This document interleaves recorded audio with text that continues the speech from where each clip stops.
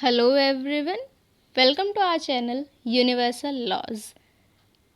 अपने previous videos में हम लोग डिस्कस कर चुके हैं about analytical school and pure theory of law and a general introduction about jurisprudence. अगर आपने हमारे प्रीवियस वीडियोस नहीं देखे तो go and check them out. आज के इस वीडियो में हम लोग बात करेंगे about historical school of jurisprudence. सबसे पहले हमें ये पता होना चाहिए कि जो हिस्टोरिकल स्कूल है वो एग्जिस्टेंस में क्यों आया, कैसे आया। तो हमने पढ़ा था एनालिटिकल स्कूल के बारे में। एनालिटिकल स्कूल बेसिकली कहता है कि जो लॉज हैं उनका जो एग्जिस्टेंस है वो है बिकॉज ऑफ सॉवरन, जबकि जो हिस्टोरिकल स्कूल है उसका मेन मोटो है ubi societas ibi lex, means where there is society there is law. It means कि historical school is completely based on society, whereas जब हमने बात की थी अबाउट एनालिटिकल स्कूल तो हमने वहाँ डिस्कस किया था that analytical school consider sovereign to be the most important part of jurisprudence. Okay, historical school के मेन एक्सपोनेंट्स हैं Montesquieu. Montesquieu is the first jurist of historical school and Savigny is called as the father of historical school. यहाँ पर ये mark कर लीजिए आप कि ये क्वेश्चन आपसे एमसीक्यू में पूछा जाता है कि who is the father of historical school. Similarly सभी स्कूल्स के बारे में आपको पता होना चाहिए कि who is considered as the father of those schools. Okay, so the main exponents of historical school are Montesquieu, Savigny, Hugo, Burke and Puchta. अब हम बात करेंगे about Montesquieu. So Montesquieu who is considered as the first jurist of historical school. सबसे पहले आप ये भी ध्यान रखें कि जो भी हम ज्यूरिस्ट के बारे में पढ़ते हैं तो हमें उनकी बुक्स, जो भी उनके मेन इम्पॉर्टेंट वर्क्स हैं, उनके बारे में भी नॉलेज होनी चाहिए। बिकॉज ये भी आपसे क्वेश्चंस पूछे जाते हैं कि सपोज आपसे एमसीक्यू बनाया जाएगा कि the spirit of laws is the work of, and there will be 4 options where you have to mark the correct answer that who is the author of Spirit of Laws. So Spirit of Laws is a work of Montesquieu. Okay, so Montesquieu की जो theory है वो based है upon this philosophy that जो laws होते हैं किसी भी पर्टिकुलर नेशन के, जो भी लॉज हैं वो डिपेंड करते हैं upon the climate of that country. Okay, कि सभी जगह के जो लॉज होंगे वो कुछ ना कुछ उनके ऊपर अफेक्ट पड़ेगा क्लाइमेट का। एंड देयर बाय मॉन्टेस्क्यू इस कंक्लूजन पर पहुँचे कि laws are the creation of climate, creation of the local situation. देखिए, सपोज करते हैं, हम एग्जाम्पल के थ्रू इसको समझते हैं कि इंडिया जिस तरह से डिफरेंट स्टेट्स में डिवाइडेड है, तो किसी स्टेट में किसी चीज़ को लेकर के कोई प्रॉब्लम है, दूसरा कोई स्टेट है वहाँ पर कुछ और इशू है। तो जो भी वहाँ की लोकल सिचुएशंस हैं उन सिचुएशंस के अकॉर्डिंग वहाँ के लॉज भी बनाए गए हैं। उन पर्टिकुलर प्रॉब्लम्स को डील करने के लिए डिफरेंट लॉज बनाए गए। तो जिस भी लोकल एरिया के जो लोग हैं वो जिस प्रॉब्लम से सफ़र कर रहे होंगे या जो भी प्रॉब्लम्स वहाँ पर उनके सामने आएंगी, उन प्रॉब्लम्स के बेसिस पर ही तो लॉज बनाए जाएंगे। सो मॉन्टेस्क्यू सिंपली ये कहते हैं कि लॉज जो हैं वो डिपेंड करते हैं अपॉन सोसाइटी। किसी भी सोसाइटी के अंदर लॉज बनाए जाते हैं depending upon the local situations of that society. Okay, Hugo ने क्या कहा, अब आपको ये जो कुछ सिंपल सेइंग्स हैं या किसी भी ज्यूरिस्ट की क्या फ़िलॉसफी थी उसके बारे में भी थोड़ा नॉलेज होना चाहिए। ओके, तो ह्यूगो ने क्या कहा कि law is like language and the essence of law lies in the acceptance and observance by people. ह्यूगो कहते हैं कि लॉ लैंग्वेज की तरह है, जिस तरह से डिफरेंट एरियाज़ की लैंग्वेज अलग होती है उसी तरह से लॉ भी अलग होता है. And the essence of law lies in the acceptance and observance by people. कि लॉ का जो मेन एसेंस है वो क्या है कि लोग उस लॉ को एक्सेप्ट करें, जो वाइड पॉपुलेशन है वो उन लॉज को फॉलो करे, ऑब्जर्व करे उन लॉज को, एंड लोग अपने आप को समझे कि हाँ अगर ये लॉ हमारे लिए बनाया गया है तो हम इससे बाउंड हैं, हमें इसे ऑब्जर्व करना चाहिए. Okay. According to book he emphasise on the evolution of laws as an organic process. देखिए मैं आपको बहुत सिंपल टर्म्स में सिर्फ बता रही हूँ कि आपको क्या याद रखना है. ओके. बिकॉज अगर आप सिंपल ह्यूगो के बारे में पढ़ने जाएं तो आपको बहुत सारा मटेरियल मिल जाएगा and you will get lost in that.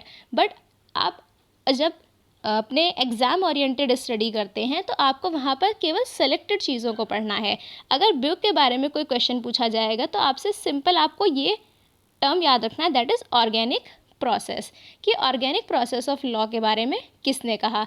Simple answer will be Burke. अगर इस तरह से कोई क्वेश्चन पूछा गया कि acceptance and observance by people, कि किसने कहा कि लॉज जो हैं वो डिपेंड करते हैं upon acceptance and observance by people, तो the answer will be Hugo. Okay. So जब आप एग्ज़ाम के लिए पढ़ें तो एग्ज़ाम ओरिएंटेड होकर के ही पढ़ें. आपको कोई वहाँ पर फ़िलॉसफी नहीं करनी है कि आप एक ही ज्यूरिस्ट के बारे में बहुत कुछ पढ़े जा रहे हैं. Okay. Next we come to Savigny. Savigny is most important because he is the father of historical school. And अगर हम सेविग्नी को फादर ऑफ हिस्टोरिकल स्कूल कह रहे हैं, it means he is important and he has done something so much relevant that he is considered as the father of this school. Okay. तो जिस तरह से हमने मॉन्टेस्क्यू की बुक याद की, इसी तरह से हमें सबसे पहले सेविग्नी की भी बुक के बारे में पता होना चाहिए. तो सेविग्नी का जो वर्क है that is law of possession, और this term that is das recht des besitzes. Maybe I have pronounce it wrong. Okay. तो आप याद रखें इस टर्म को कि this is the book of Savigny. ये आपसे इस टर्म के बेसिस पे भी पूछी जा सकती है और लॉ ऑफ पोजेशन के नाम से भी पूछा जा सकता है कि who is the author of law of possession. So Savigny के क्या व्यूज़ थे? सेविग्नी के according society and laws are so much interconnected. हम हिस्टोरिकल स्कूल में बेसिकली जो आइडियोलॉजी है इस स्कूल की वो यही है कि लॉज जो हैं वो सोसाइटी के ऊपर डिपेंडेंट होते हैं, कि जिस तरह से सोसाइटी इवॉल्व होती है उसी तरह से लॉज भी इवॉल्व होते रहते हैं. ओके. सो सेविग्नी ने भी यही कहा कि laws are connected with the society. And Savigny ने एक मोस्ट इम्पॉर्टेंट टर्म दी, एक कॉन्सेप्ट दिया, दैट इज़ वॉकजीस्ट. ये भी बहुत आपसे पूछा जाता है कि who gave the concept of Volksgeist. So Volksgeist means popular consciousness of people. Savigny ने क्या कहा कि लॉज जो हैं वो कैसे बनते हैं? लॉज बनते हैं because of popular consciousness of people. कि जब एक लोगों का ग्रुप किसी चीज़ को बिलीव करता है, किसी चीज़ को फॉलो करने लगता है, एंड वो लोग उस चीज़ में अपना जो है ट्रस्ट शो करते हैं. एक पॉपुलर कॉन्शियसनेस होती है लोगों की कि हाँ हमें ये फॉलो करना है, तो उस बेसिस पे लॉज क्रिएट किए जाते हैं, लॉज डेवलप होते हैं. So he gave the concept of Volksgeist. And Savigny ने क्या कहा कि लॉ जो है वो लैंग्वेज की तरह है. जिस तरह से लैंग्वेज जो है वो डिपेंड करती है upon that particular area, and area to area language भी वेरी करती रहती है. इसी तरह से किसी भी पर्टिकुलर एरिया के जो लॉज हैं वो बदलते रहते हैं. किसी एक एरिया में कोई लॉ फॉलो हो रहा है और दूसरे एरिया में कोई और लॉ फॉलो हो रहा है, तो लॉज का एक नेशनल कैरेक्टर होता है। एंड जिस तरह जैसे जैसे सोसाइटी ग्रो करती रहती है वैसे वैसे लॉज भी ग्रो करते हैं। जैसे जैसे सोसाइटी एक प्रोग्रेसिव मोड में बढ़ती है वैसे वैसे लॉज भी चेंज होते रहते हैं। देखिए एग्जाम्पल से समझें कि अगर हम कुछ समय पहले की बात करें, जब इंटरनेट का यूज़ इतना नहीं होता था, तो उस समय हमारे यहाँ पर साइबर को लेकर के, साइबर क्राइम वगैरह को लेके इंडिया में भी कोई इम्पॉर्टेंट लॉज नहीं थे।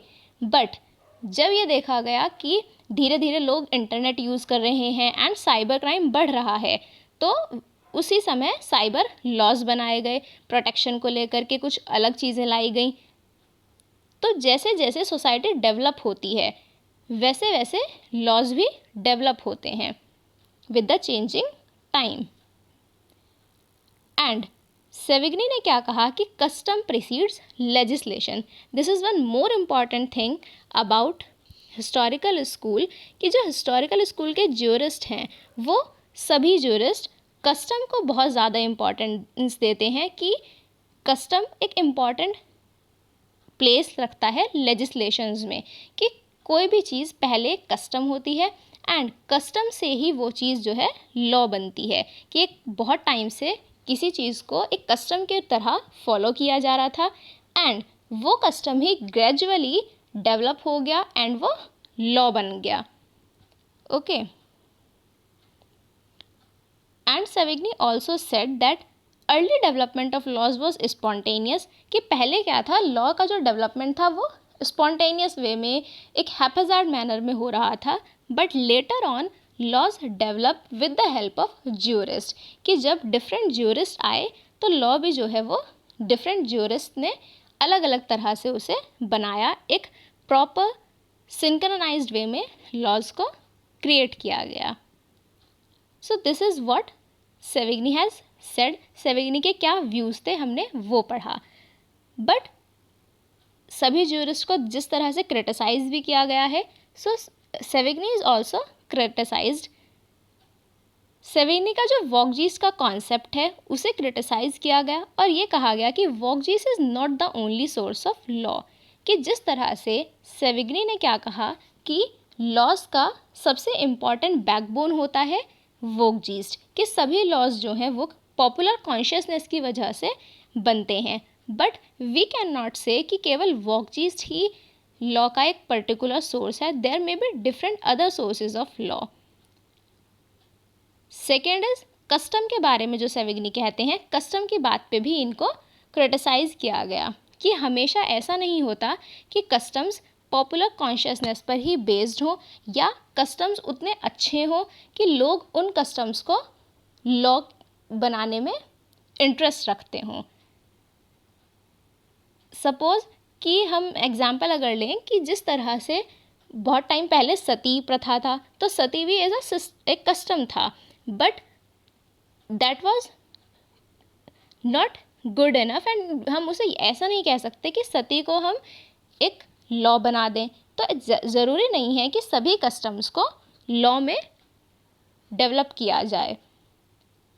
ही also ignored some other factors which influence law, क्योंकि सेविग्नी ने बार बार क्या कहा कि जो लॉज होते हैं वो बेस्ड हैं upon custom and they are based upon the popular consciousness of people, they are based upon the society and law develop with the growth of society. So इन्होंने केवल सोसाइटी, कस्टम एंड लैंग्वेज, इन सब चीज़ों के तरफ ये theory जो है इनकी घूमती रही एंड कुछ अदर फैक्टर्स भी होते हैं जो कि लॉ को इन्फ्लुएंस करते हैं, बट सेविग्नी ने उन फैक्टर्स को कंसिडर नहीं किया। Next we move to Henry Maine. Henry Maine is another important jurist of historical school. Henry Maine की कुछ important books हैं, that is your Ancient Law, Village Communities, Early History of Institutions, Dissertation on Early Law and Customs. यहाँ से आपसे question बनता है about ancient law और village communities की ये किसकी बुक्स हैं, किसके वर्क्स हैं। ओके, प्लस यहाँ से जो इम्पॉर्टेंट बात है हेनरी मेन की, that is the 4 stages of development of laws. Henry Maine ने 4 स्टेजेस बताई about the development of laws, कि कोई भी लॉ किस तरह से डेवलप होता है। एंड लॉ के डेवलपमेंट के बारे में जो ये 4 स्टेजेस दी गई हैं हेनरी मेन के द्वारा, ये बहुत इम्पॉर्टेंट हैं। यहीं से क्वेश्चन पूछा जाता है कि 4 stages about the development of laws are given by whom? तो आप कहेंगे ये दी गई बाय हेनरी मेन। तो ये 4 स्टेजेस क्या हैं? The first stage is divine inspiration, that is your divine laws. कि हेनरी मेन का कहना था कि सबसे पहले जो लॉज बनाए गए वो बनाए गए on the basis of some divine inspiration. उसके बाद जैसे जैसे सोसाइटी फर्दर मूव हुई तो लॉज बनाए गए on the basis of customs, कि कुछ ऐसी चीज़ें थी जो कि थोड़े टाइम के लिए फॉलो की गई। पहले वो यूसेज बनी, यूसेज के बाद जब एक इनडेफिनिट टाइम पीरियड के लिए एक कस्टम को फॉलो किया गया, किसी चीज़ को फॉलो किया गया, तो वो यूसेज जो है वो कस्टम में कन्वर्ट हो गया। अब सोसाइटी जब उससे थोड़ा और आगे बढ़ी तो लॉज बनाए गए on the basis of what the priest has said, so that were called as priestly laws. कि अगर हम रोमन सोसाइटी में या वहाँ के साइड देखें तो that is some priestly laws हैं जहाँ पर बहुत ज़्यादा इम्पॉर्टेंस दी जाती है और ऑफ चर्च, कि चर्च को ज़्यादा इम्पॉर्टेंस दी जाती है उधर के साइड। तो इसीलिए हेनरी मेन का कहना है कि जो थर्ड स्टेज आई that is your priestly laws, जहाँ पर प्रीस्ट को और चर्च को ज़्यादा इम्पॉर्टेंस दी गई। And fourth is the codification of laws, कि उसके बाद एक फोर्थ स्टेज आती है जब लॉज को कोडिफाई किया गया। कोडिफिकेशन से क्या मतलब है? जैसे कि आज के टाइम में हम लोग आईपीसी पढ़ते हैं, सीपीसी पढ़ते हैं, सीआरपीसी पढ़ते हैं, तो these are all codified. Codified means कि किसी भी पर्टिकुलर लॉ को सेक्शंस, सब सेक्शंस में इस तरह से डिवाइड करना, उसे एक सिंक्रोनाइज्ड मैनर में बनाना। So these are the 4 stages as per Henry Maine. Further Henry Maine कहते हैं कि सोसाइटी जो है वो 2 तरह की है। एक तो होती है आपकी स्टैटिक सोसाइटी एंड दूसरी है प्रोग्रेसिव सोसाइटीज़। वो सोसाइटीज़ जो कि इस 4th स्टेज के बाद, यानी कि जो कोडिफिकेशन ऑफ लॉज है that is the 4th stage, इस 4th स्टेज पे आकर के कुछ सोसाइटीज़ ऐसी हैं जो यहीं पर रुक गई। तो क्योंकि वो रुक गई, वो फर्दर प्रोग्रेस करना बंद हो गई, तो they were called as static societies. एंड कुछ ऐसी सोसाइटीज़ जो कि इस 4th स्टेज से आगे भी डेवलप होती रहती हैं, these are called as progressive societies, कि वो सोसाइटी अभी भी प्रोग्रेस कर रही हैं। ओके, देन एक बहुत इम्पॉर्टेंट लाइन जो कि हेनरी मेन अपनी थ्योरी में कहते हैं, that is the movement of progressive societies has hitherto been a movement from status to contract. This is a very important saying. So यहाँ से भी क्वेश्चन पूछा जाता है कि ये जो कॉन्सेप्ट है ये किसने दिया, कि जो प्रोग्रेसिव सोसाइटीज़ हैं उनका जो मूवमेंट है वो स्टेटस से कॉन्ट्रैक्ट की तरफ हो रहा है। ये बात कही हेनरी मेन ने। ओके, नाउ अब हम बात करेंगे about the distinction between analytical school and historical school. अपने प्रीवियस वीडियो में हम एनालिटिकल स्कूल को अच्छे से पढ़ चुके हैं। सो आई होप कि आपको क्लियर होगा कि एनालिटिकल स्कूल में हमने क्या क्या पढ़ा था। अब हम उस एनालिटिकल स्कूल को कंपेयर करेंगे विद हिस्टोरिकल स्कूल जो कि हमने अभी पढ़ा।